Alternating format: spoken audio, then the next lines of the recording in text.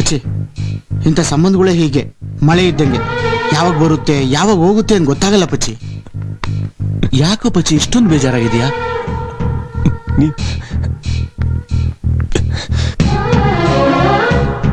ಯಾಕೆ ಯಾರು ಅರ್ಥ ಮಾಡ್ಕೊಂತಾರೋ ನನ್ನ? ಪ್ರೀತಿಸ್ತೀನಿ ಅವಳ.